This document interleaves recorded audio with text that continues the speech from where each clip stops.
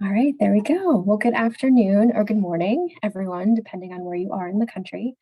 Thank you for joining our grantee panel discussion and question and answer session today.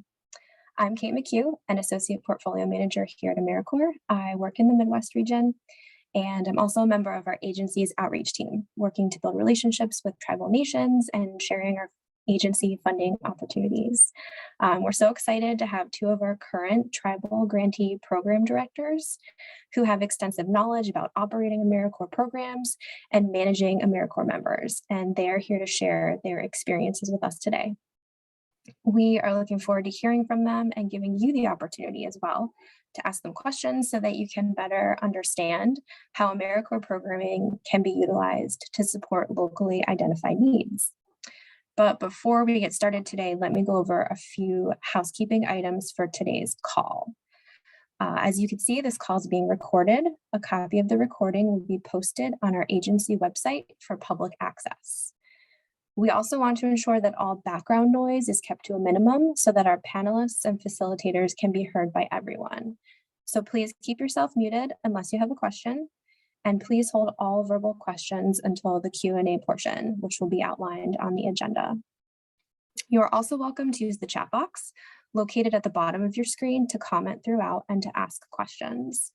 We will have staff members monitoring the chat box to provide written responses throughout the session today. And now that we've covered all that, we can go over the agenda for the day.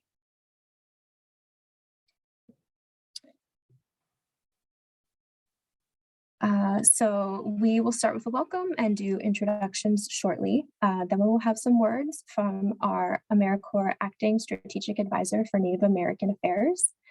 Then we'll introduce our panelists and they will each do a brief presentation. After that, we will have a moderated discussion with our panelists and followed by an open Q&A. And that's when you all will have the opportunity to ask questions or comment verbally. We'll close out with some reminders, some last minute thank yous, and end our meeting for the day.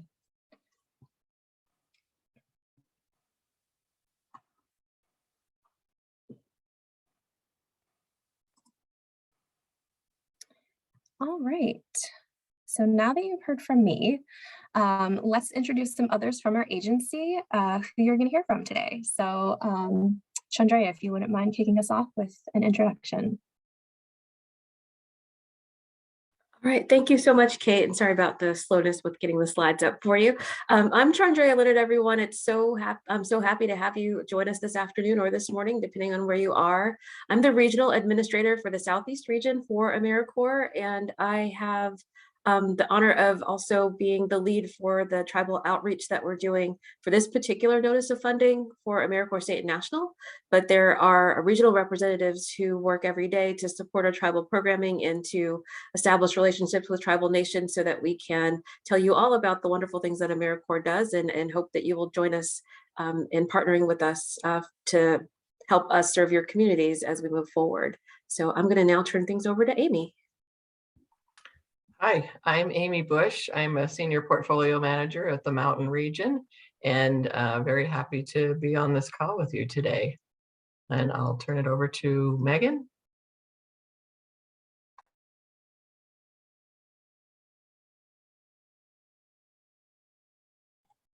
Hi all, my name is Megan Paul-Cook. I am a Management and Program Analyst with the Office of Regional Operations Headquarters with the AmeriCorps Agency. And I'm here to support this effort, and I'm happy to have you all here today joining us. Thanks.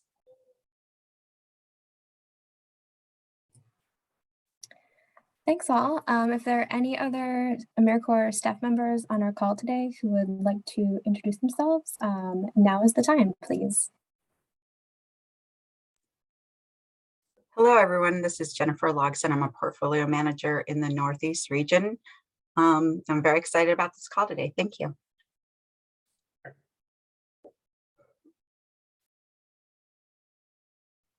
And I'm Sasha Caesar, representing the South Central Regional Office. Thanks for joining us.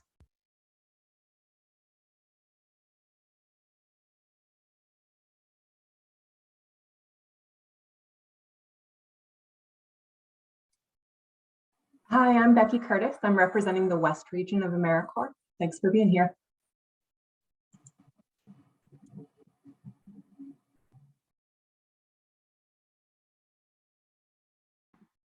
Hi all, I'm Colleen Hollihan, Policy and Procedure Specialist with AmeriCorps State and National at headquarters, and really excited to see you all here today.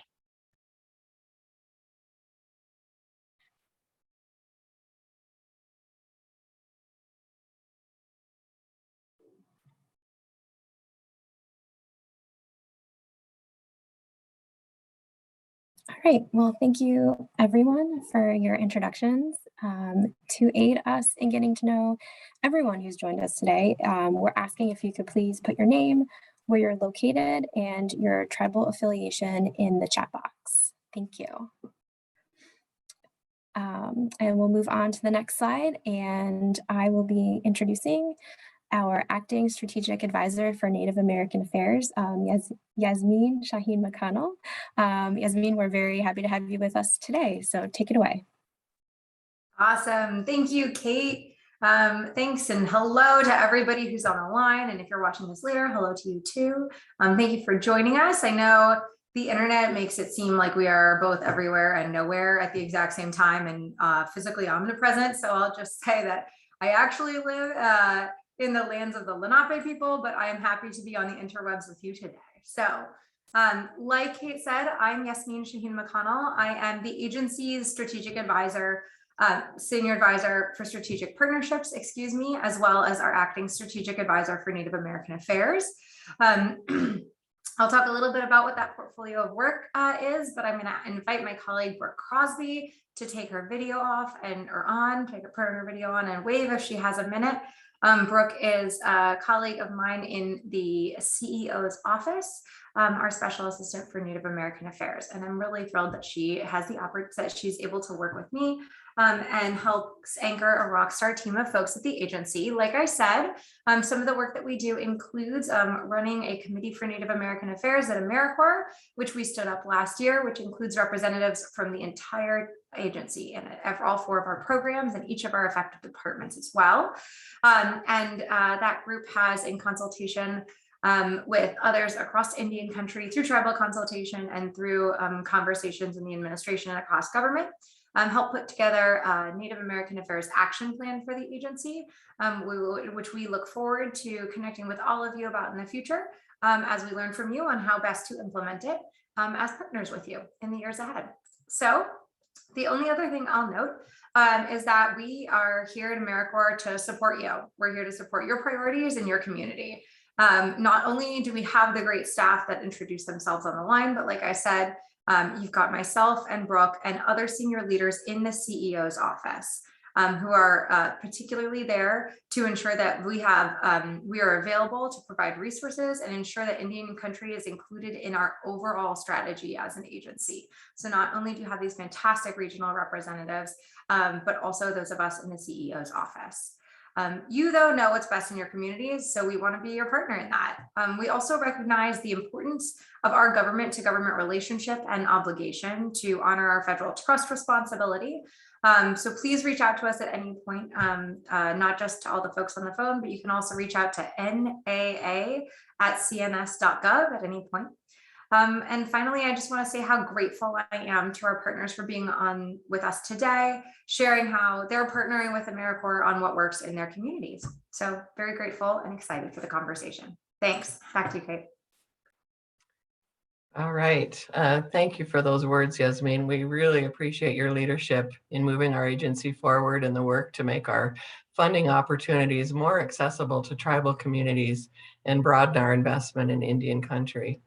Now I'd like to introduce an exciting time of the day for our panelists for today's session. First, we have Rosemary Areola from the Isleti del Sur Pueblo in El Paso, Texas, El Paso County, Texas. And before I introduce her, let me read her bio real quick. Rosemary is the Target AmeriCorps Program Coordinator at the Isleti del Sur Pueblo for the past 3.5 years. She's an El Paso native and in Isleti del Sur Pueblo Tigay, a tribal member. Mrs. Ariola received her MBA in Business Administration and in Education of Arts from the University of Phoenix. As the program coordinator, she oversees the day-to-day operations, provides support to 10 AmeriCorps members and 4 host site supervisors to ensure the program objectives and deliverables are in compliance and standards. Welcome today, Rosemary. We're so glad that you could be with us. Please share a little bit about your program. Well, good morning and good afternoon, everyone, depending on where you are. I'm happy to be here with you all. And thank you, Amy, for the introduction. My name is Rosemary Ariola. I am the Isleta de Sur Pueblo Target Tiga AmeriCorps coordinator for the past 3 years. And like Amy said, we are located in El Paso, Texas. Since 2010, our AmeriCorps program has collaborated with AmeriCorps to support the economic and community development of our pueblo. At the beginning, the Isleta de Sur Pueblo decided that nation building, culture preservation, volunteer income tax services, financial literacy, entrepreneurship skills, and environmental and emerging were the key areas of concern for our pueblo, but later they did an assessment and found a greater need in our cultural preservation. So the environmental and emergency management were replaced with our Tiwa language culture program. The purpose of our program is to build Pueblo-wide capacity, the capacity of individual tribal members, the skill set of our AmeriCorps members. Our AmeriCorps members benefit from this scholarships, professional development, and the support of AmeriCorps to provide cultural appropriate services to our Pueblo. We do currently have 10 part-time members, 5 collaborative whole site supervisors comprising of 2 tribal department who provide services opportunities for the Isleta de Sur Pueblo and the El Paso County that demonstrate outputs and outcomes in the 5 components. So we have financial literacy, that's our first component, which is more geared to providing financial literacy education to both adults and youth to help them better manage their personal finances, learn how to open a savings or checking account, and understanding their credits and more. Then we have our volunteer income tax assistants, which are IRS trained and certified income tax preparers that provide free tax preparation services to our low and moderate families in the El Paso County.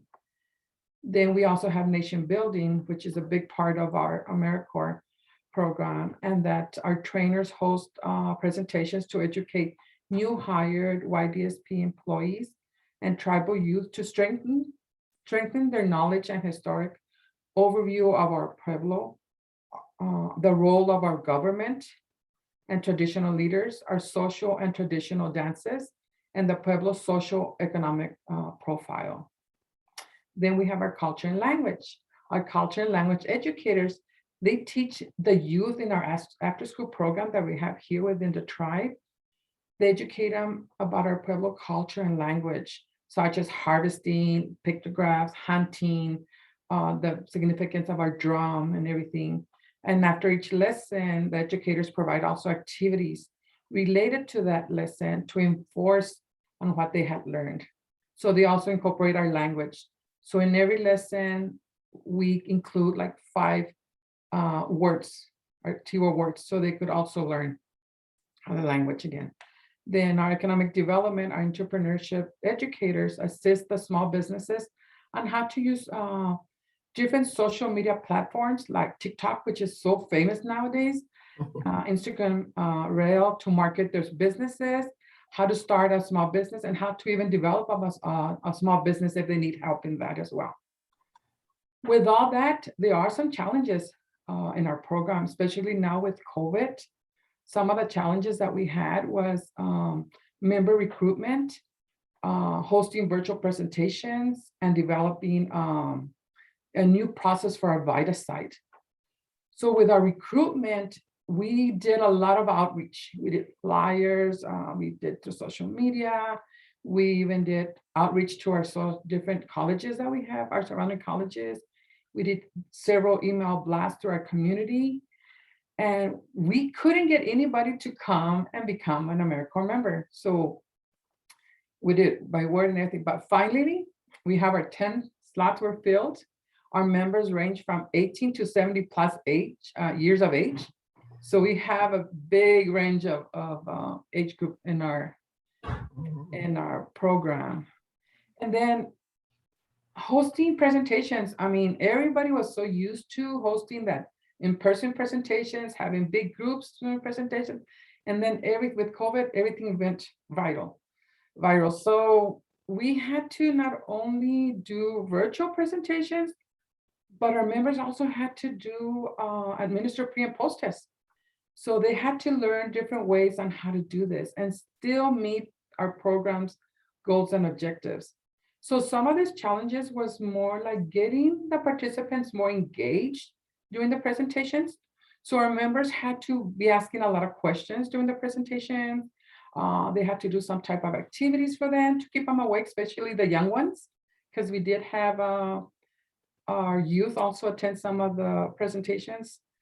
Then there were other challenges, like everybody, internet difficulties. Some participants didn't want to turn on their camera.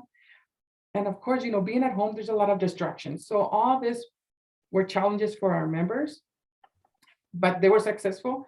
They were able to meet the program goals and objectives, like I said, and their presentations were really good. They liked it. Now I guess we're going back to doing presentations in person, so we have to gear back to the same as before. Then our VITA site. Our VITA site is another major component of our program. So the intake before was that individuals would come in, the taxpayers would come in here and they would do the taxes one-on-one. The members would converse with them, they would help them out. Now we had to gear into drop-offs. So they had to drive. Our members and volunteers would greet them, give on the little, mask and sanitary Germex and everything, and then they would fill out their intake process. Once they did all that, we would have to call them back. And I say we because I help as well with their taxes. So they had to come back a second time to make sure that their taxes were done correctly, all the information that they had given them were inputted correctly. So that was a challenge because a lot of our volunteers come from far areas. The other thing was that some didn't have transportation, so they had to use the public transportation. So they had to come back. Now, a lot of times with those, we would go ahead and do them right away. We just would tell them just to hold off a little bit, but we work with them a lot. But even with all these challenges, our 2020 tax season was very successful. Our VITA site had transmitted 728 tax refunds for a refund value of $1,271,182. And our earned income credit value was at $354,193. So everything was very successful, even with all these challenges. Working with AmeriCorps has been a blessing to me because I serve my own pueblo. Plus, I get to meet a lot of our members. So I'm very grateful for that. And lastly, our Target to AmeriCorps program continues to serve our pueblo and surrounding communities. Our program wouldn't be successful without the support of our wonderful members, our volunteers, our host site supervisors, our tribal leaders, and the partnership that we have with AmeriCorps and their support that they give our program. I thank you all once again, and I wish you all the best in your AmeriCorps program. Wow, thank you, Rosemary. That's just some incredibly important work that you're doing. Thanks for sharing. Our other panelist today is Tyrone Begay from the Chinle Chapter AmeriCorps program, serving communities in the Navajo Nation. And let me read Tyrone's resume. He resides in the central portion of the Navajo Nation. He has 18 years of experience of AmeriCorps, or more importantly, running an AmeriCorps program on a tribal reservation. Tyrone's first stint in AmeriCorps was through a tutoring and mentoring program with a locally controlled school. This experience was quite memorable, and through time and persistence, he acquired knowledge to establish programs that benefit the community stakeholders. His second time partnering with AmeriCorps is now with a local tribal government that focuses on manpower initiatives and wellness. He has a bachelor's degree from the University of New Mexico and 3 kids who keep him busy. So Tyrone, please share a little bit about your program. Good morning. Can everybody hear me okay? Yes. Good, good, good. Great. Our program, of course, is the Chinle Chapter AmeriCorps program. We are situated in the central portion of the Navajo Nation in the state of Arizona. Our program consists of 2 staff that are directly tied to the AmeriCorps funding. But we also have up to 5 to 6 other support staff through the Chinle Chapter government that helped the program out immensely. We have 8 full-time members, 16 part-time members. We are currently in our 5th year of operation. We started in 2017 with the program. At the time when the program first originated and started, we were awarded an operational grant right off the bat. Funny thing though is when we did get funded, they also provided us with some planning grant funds, I should say. So that was a blessing in terms of it allowed the program to get set up with some of the supplies and the equipment that was not in place at the time. And it also provided some seed money in terms of getting the program situated, ideally to operate and function to get ready for this inaugural year. As mentioned, our focus is manpower requests, which come within the tailored towards the community of Chinle, Arizona. But when you think of our program is not necessarily just Chinle, but we have surrounding communities that are our members, our participants come to Chinle and participate. We have outlining communities like Mini Farms, Arizona. We have Rough Rock. We also have Noslini, Blue Gap, Lugachugai, Round Rock. All of these individuals come to Chinle to participate in the program and assist. And then in turn, we also cater to the Chinle community, which roughly I would say we're close to about anywhere from 10 to 12,000 members. But we're a fairly large area and centrally located on, like I said, on the Navajo Nation. A lot of the manpower requests that we handle and take care of deal with minor home improvement and home repair projects. We do a lot of bathroom additions for outlining areas. These bathroom additions that we have our core member teams go out and build are for these individuals that have no running water. So by doing the bathroom additions, they're actually going to be getting water to their homes. So they have to have a bathroom addition built and put in place. So we do a lot of that. Within the chapter government, there's funding available for home improvement. So funds, individuals that get funded through the home improvement projects, we do the actual, the work on site. So there might be roofing, might be drywall, might be building a shed, tiling, just a whole assortment of different things that we do within the community. The other focus that we have is the wellness component. The chapter has a wellness center. So we have members that are actually get trained to be instructors, fitness instructors that work with participants that come into the wellness center, and they provide programs for either strength conditioning, wellness conditioning, but not only that, but they also do activities to combat obesity and diabetes. So we do health education. They do another program or another focus is healthy eating, healthy living. So we work with the local food distributor of in terms of doing traditional food demonstrations, and we do that within the community. We also have members that we encourage to go into the school district and talk to the students about health and wellness. So we have that component. And then given the pandemic, the past 2 years, our focus kind of changed. If you look at the slideshow, you see a lot of the core member focus has turned to relief efforts revolving around providing goods and services to our community members. We partnershiped with the Navajo Hopi COVID Relief Fund program, and they've provided a lot of goods and services and supplies. Untitled Chapter was a distribution center. So we got a lot of stuff that came in, needed to be sorted, needed to be packaged, boxed, and then shipped out. So that's kind of been our focus. And then also consisted of personal protection equipment, your gloves, your masks, your sanitary products, sanitation goods and supplies. So we've been assisting in that effort. Winter came too, and we did a lot of wood distribution, coal. There's a whole different area in terms of a big focus on the human needs aspect due to the pandemic that we were tied into. For our core members, we also try to provide trainings in dealing with social awareness, social economic issues like substance abuse, alcoholism.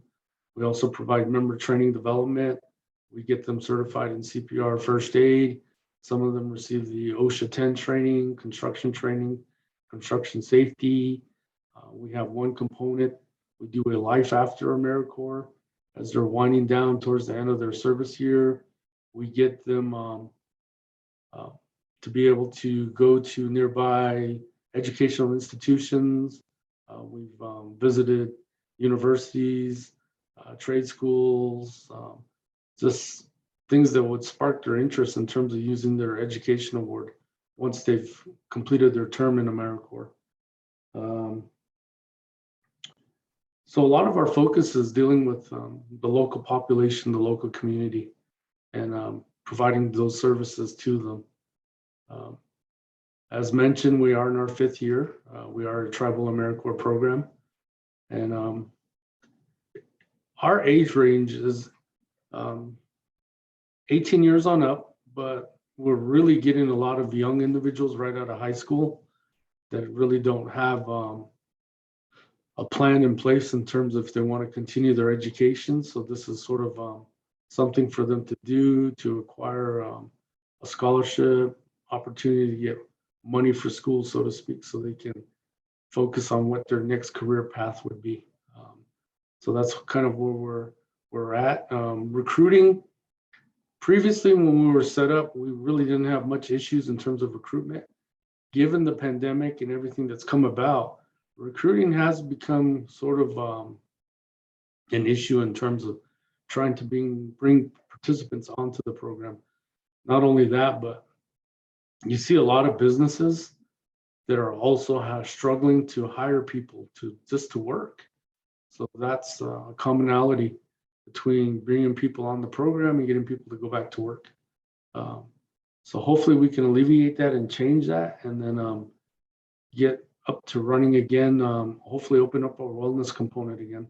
A lot of people are missing that component from just being at home, being isolated and kind of stagnant. So the other thing that we do within the community is we do a lot of partnership with other programs and entities. We do cross collaboration of events, a lot of health and wellness exercises like Just Move It, the special diabetes, the health promotions. So we try to do what we can, when and where we can. That's about it. Thank you. That's great, Tyrone, and thanks to both of you for sharing, especially, the challenges through the pandemic and how that has shifted some of the work. And it's great to see the flexibilities that you both have been able to incorporate into the programs. But thanks again for sharing your experiences. We have just a few questions that we'd like to ask you that will help hopefully with potential grantees that are looking at this opportunity. And then we also want to leave a little bit of time at the end for questions from the audience. So if we can ask those questions. So the first one, what did your tribe or tribal leadership decide, or why did they decide to partner with AmeriCorps? Tyrone, do you want to go first on that one? Sure. I guess one of the, as mentioned in my bio, prior to coming to the Chinle chapter government, I worked for an educational institution and I ran an AmeriCorps program there for 13 years. So when I came over to this new line of work as a chapter planner, we dealt with a lot of the public and the community. After doing AmeriCorps for so long, you kind of see a need. And I saw a need in this particular community that establishing an AmeriCorps program would benefit not only the chapter, but the community overall. So I approached the leadership, our local chapter officials and our chapter manager in terms of explaining what AmeriCorps is and how it would benefit individuals that are in the community, but not only that, but communities, surrounding communities.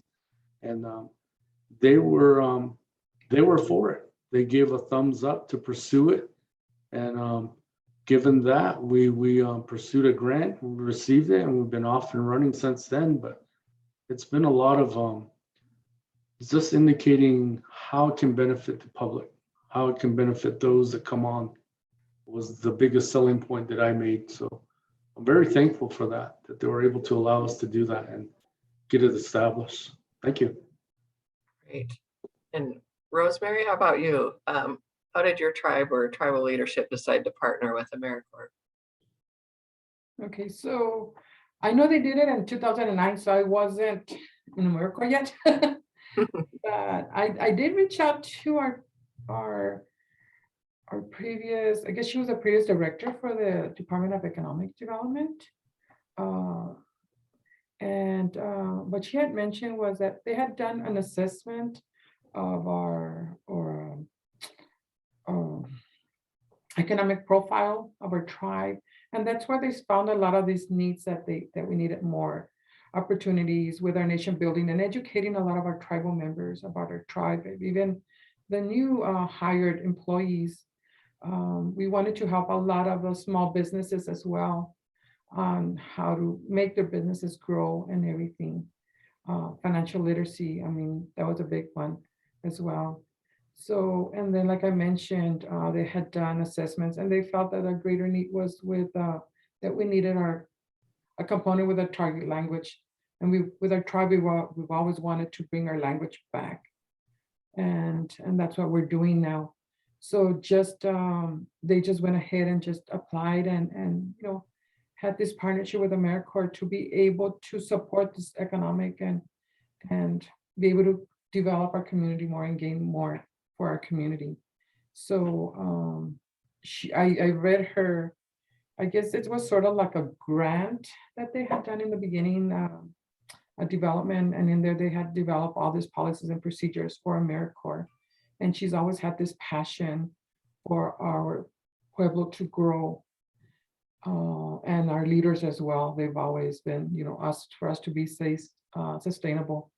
So I believe that's why they went ahead and we continued with AmeriCorps just to support our Pueblo to become more economic sufficient.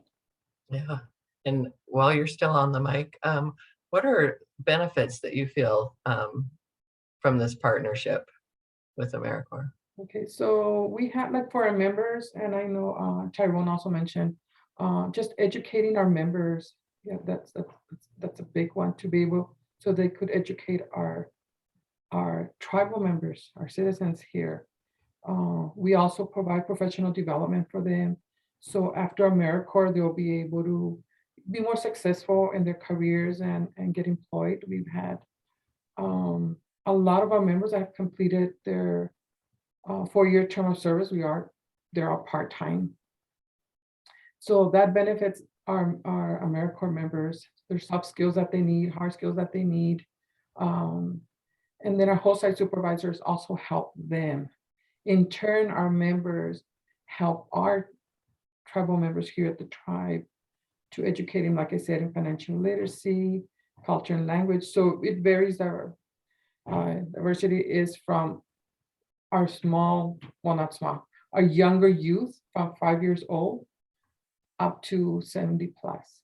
So we try to educate everybody in the areas that we feel are that there's a concern.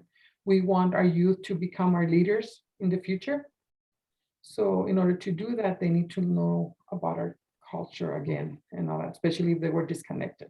By disconnected, I mean like they weren't here, maybe they didn't live in El Paso, where most of our tribal members live or live.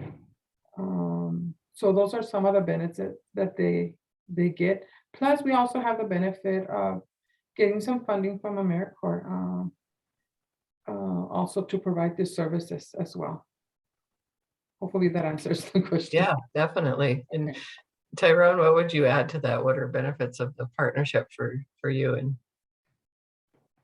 I think the benefits are that we get a lot of individuals that can take the notion or the realization of providing service to a local community, and not only taking it back to their own communities. Like as mentioned before, all of our participants are not necessarily from Chinle. They come from surrounding communities, which was the case with my previous AmeriCorps program I oversaw. But what happened was the ethic of service is they took it back. They took it back to their own communities, and they established a need to want to provide service in their own hometowns. And it kind of fell into the aspect of Corps members also had family members that wanted to become AmeriCorps members too. So we saw a lot of that. Family members taking part in AmeriCorps. So that's a great thing to see. But the biggest thing is, for me, is you get a lot of young people and you engage them. You give them a path, or you create a base or a foundation for them that they can improve upon or add to. That's really great to see, and I enjoy that. I do. I am very thankful for AmeriCorps coming into my life, because when I first heard of AmeriCorps, I was like, what? What is that? And I had to do trial and error in terms of learning about AmeriCorps. Really had no formal guidance, but had to learn on the fly. And I'm pretty thankful. And I've had a lot of good program officers throughout the years that were there to benefit myself and our program. So Andrea was actually my former program officer way back in the day. She was very instrumental and very helpful when we had the Rough Rock AmeriCorps program too. So it's great. You meet a lot of new people, you do a lot of neat things, and it all helps each other and it helps the communities. yeah, definitely. Thank you for that.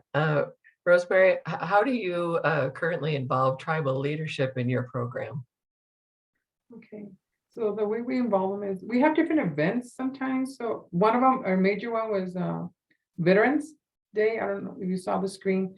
So we invite our tribal leaders that day to honor our veterans.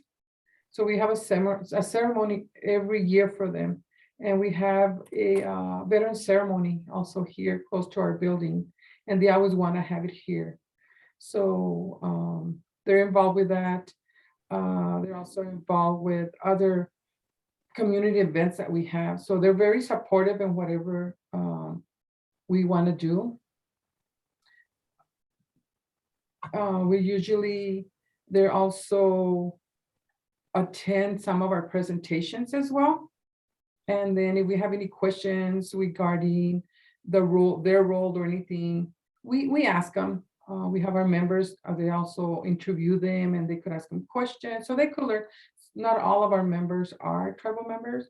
So that's how they help them as well, just to educate them and do everything. If we have to change our policies or procedures, they're very supportive with that as well. All right, thank you. Tyrone, what have been some challenges that you've experienced with implementing your AmeriCorps program, and how have you overcome them, particularly around like member recruitment?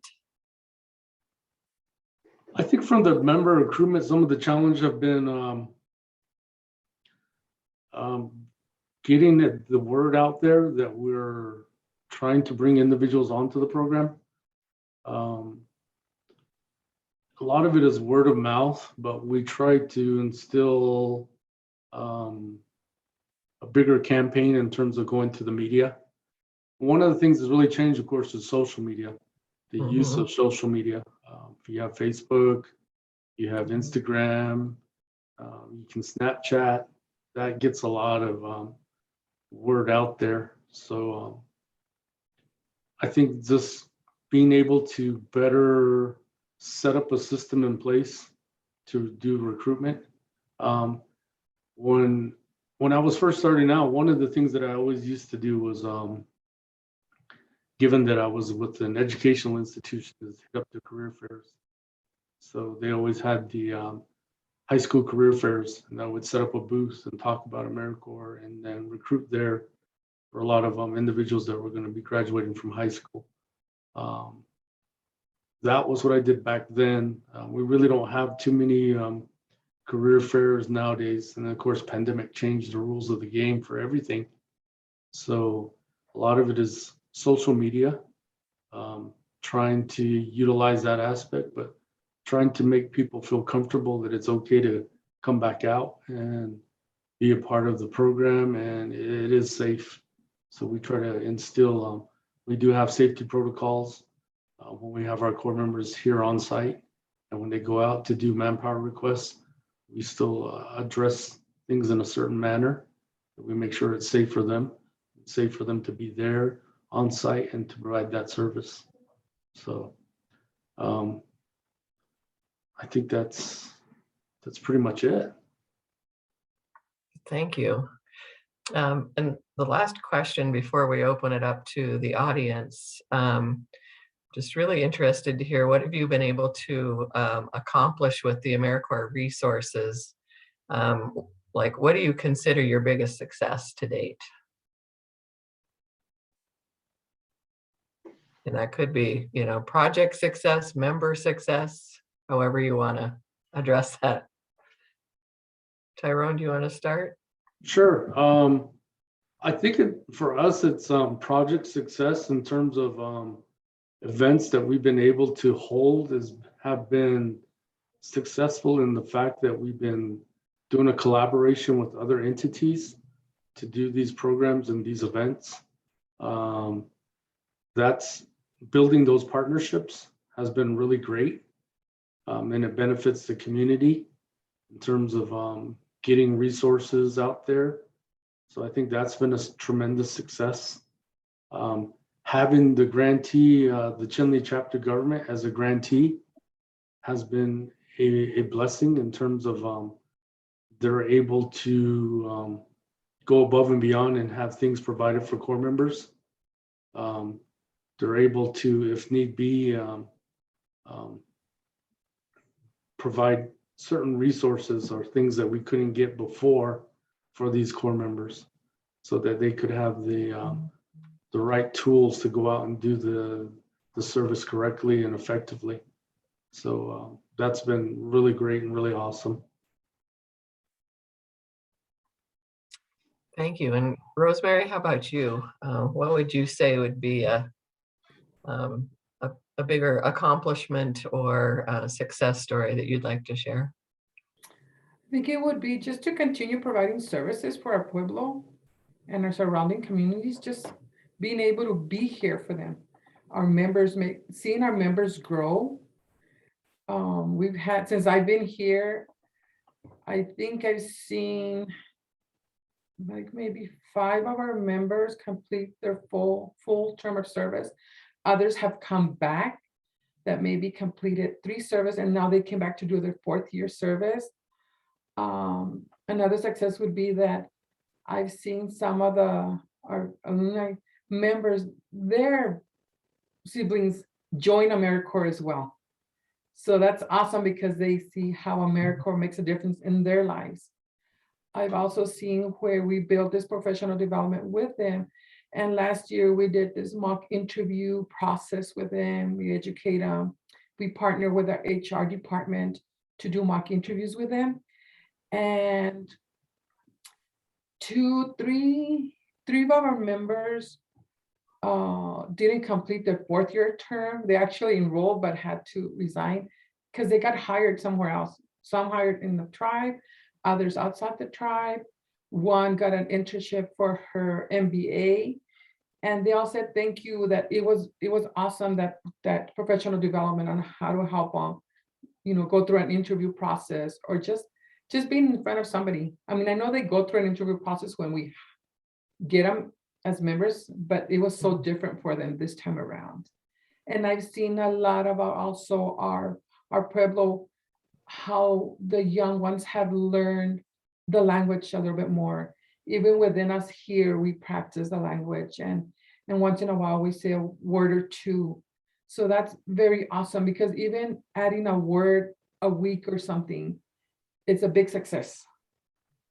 And just seeing the program grow and just being part of AmeriCorps it's a big success, and helping being part of our members' lives, our Pueblo's life it's a blessing. It's so inspirational to hear from both of you. Chandrea, would you like to take it from here? All right, thank you so much. Thanks, a great job facilitating, Amy. Really appreciate you doing that. And thank you, Rosemary and Tyrone. We really were able to benefit from you sharing your wisdom and your experience with us today. It's really great to hear what you've been able to accomplish in your communities with the partnership that you have with us here at AmeriCorps. And it's a joy, and it was a joy for me to serve as program officer for both your programs during my time in AmeriCorps State and National, spending time with you and your communities, and just meeting your members, your leadership, and learning from you as well. So I'm so glad to see that your programs are still thriving and that you're both doing so well and still making a difference for your communities. It's really wonderful to see the impact that you've been able to make. So we are now going to turn in our last few minutes to see if we have any questions from folks who have joined us and participated in listening to you today. So you can either take yourself off mute, introduce yourself and ask your question, or you can put your question in the chat, and I'm happy to direct it to whoever is the best one to answer. But if there are any questions from our call participants, we would love for you to ask them now.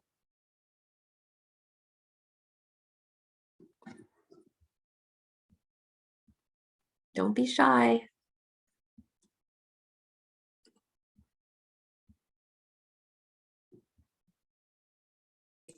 Can we unmute and talk? Yes, feel free. Okay. I had a question regarding, we're considering to submit our application, and we're kind of grappling between starting with the plan or going straight for the application and submitting or doing the planning grant. So I just want to ask each of you, when you first started, because this is our first time submitting to AmeriCorps for the grant, did you consider the planning grant, or did you go straight? You had your program already planned out and you just went straight for the grant? What recommendation do you have for new applicants? I think this is Tyrone. My recommendation for anybody that's seeking an AmeriCorps grant is to definitely utilize the planning grant. That gives you a whole year to plan out a program, to ask the hows, whys, and wheres, and to lay the foundation before you do the implementation. For the program that I'm currently running, we went straight into operation only due to the fact that I did AmeriCorps for 13 years. So I kind of had an idea of how things were going to be set up, run. So we really didn't seek out a planning grant. We wanted to go straight into implementation. That was the only reason for that. But like I said, when we were awarded, we actually got planning grant money too. So we had some seed money for 6 months. And that definitely helps lay a foundation in terms of what's your focus going to be. How do you want your members to be utilized and in what capacity? So I would take advantage of doing a planning grant. And get your ducks in a row, so to speak, and then apply for the operational. That would be my recommendation.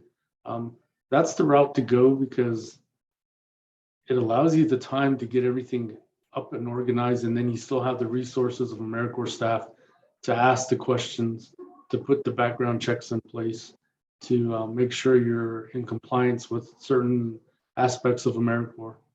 So definitely do planning would be my recommendation.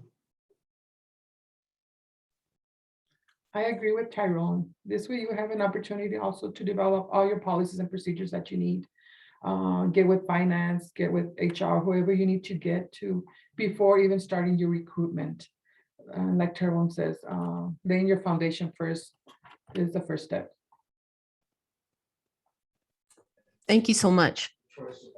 Yeah, thank you both. That was a great question. I feel like it was a plant. Tyrone's answer was really comprehensive and really great. And so thank you both, Rosemary and Tyrone, for your responses to that. Are there any other questions?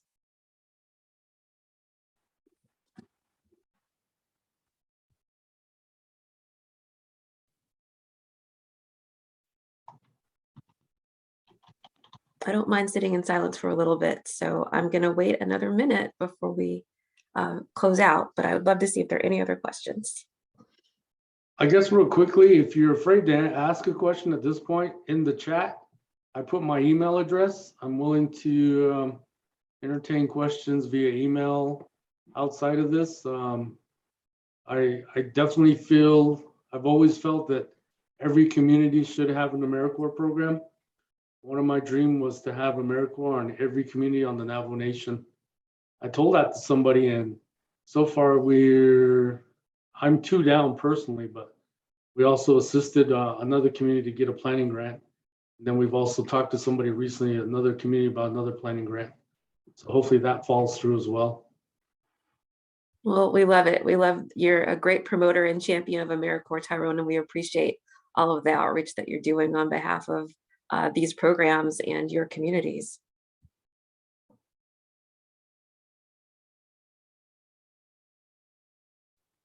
Okay, well, I have a little bit more information to share, so I'll move to do that, and then we'll see if there are any final questions for us before we close out. So I'm going to share the slide deck one more time.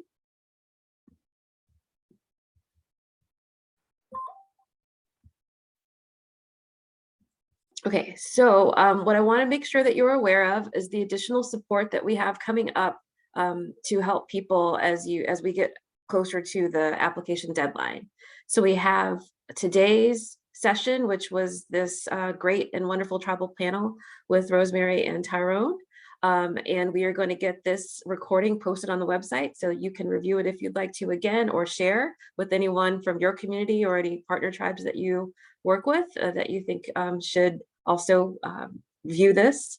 We also have some Q&A sessions coming up, every week leading up to the deadline. And so next week is an open Q&A session. So after you close out today and review information, if you are putting your application together and have any questions, you're welcome to join us next week. We have another one on Wednesday, the 20th of April. That one's going to be focused on budget. So if you do have some fiscal questions, we'd love for you to join us and ask those questions at that time. We'll have some members of the AmeriCorps Office of Grant Administration, who is our fiscal staff, who are staff experts, who will be there to help answer some of those questions.